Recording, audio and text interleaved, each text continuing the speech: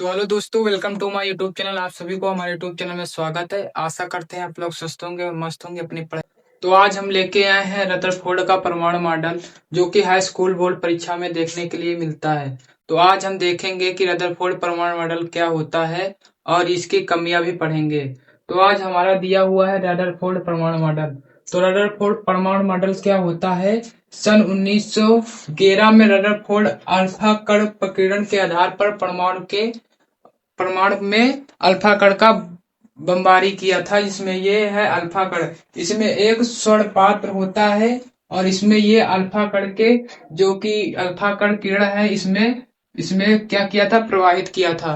तो उसमें हमारा ये रचना के संबंधित एक परमाणु मॉडल प्रस्तुत किया था रदरफोर्ड, इसे रदरफोर्ड परमाणु मॉडल कहते हैं।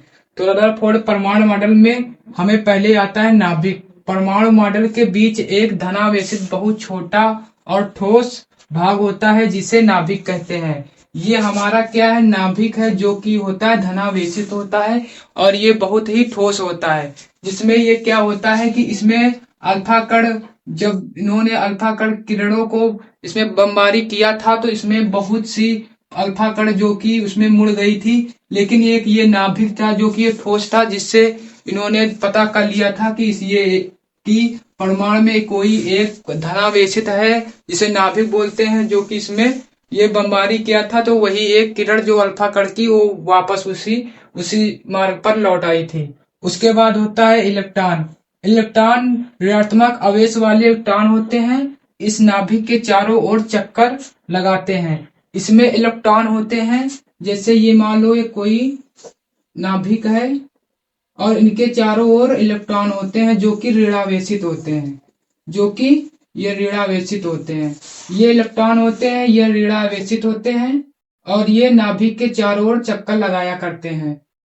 ये नाभिक रहता है। और उसके बाद आता है स्थिर स्थान। परमाणु का अधिकांश भाग खोखला होता है जिससे अल्फा कण विक्षेपण हो जाता है।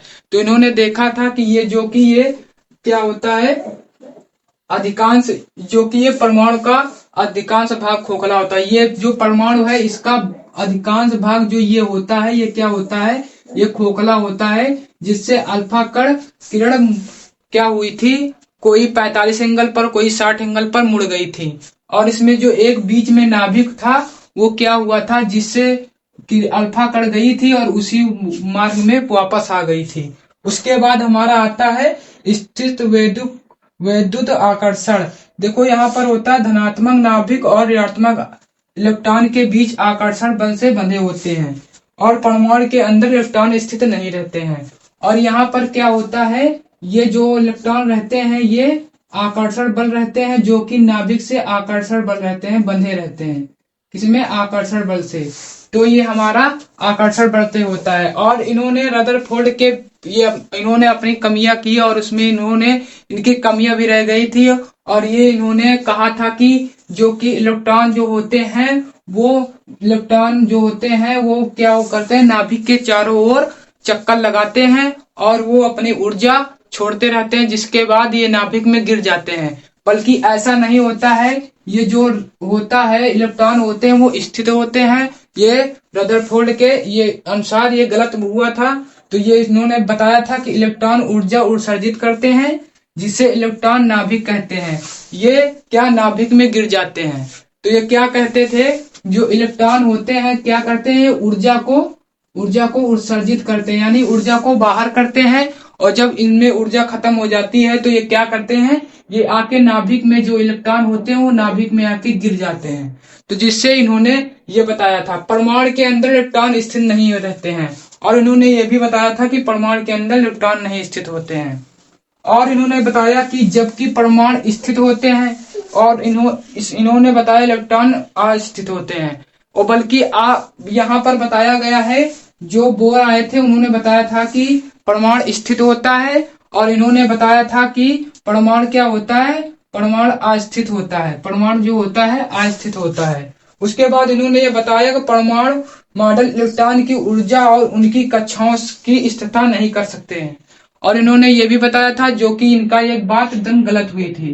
तो इन्होंने इनकी कुछ कमियां भी रह गई थी और इन्होंने क्या किया था कि एक नाभिक लिया था जो कि श्वेत पन्नी पर इन्होंने अल्फा कण की बमबारी कराया था, जिससे कुछ किरण थी जो कि 45 एंगल पर, कोई 60 एंगल पर, कोई 30 एंगल पर मुड़ गई थी, लेकिन एक दो जो किरण थी जो कि उसी मार्ग पर वापस आ गई थी।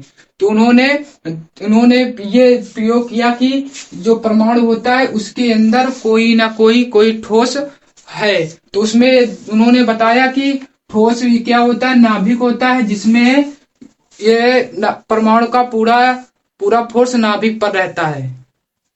तो आप लोगों को ये क्लास अगर अच्छी लगी हो तो इस क्लास को शेयर और लाइक करना ना भूलें।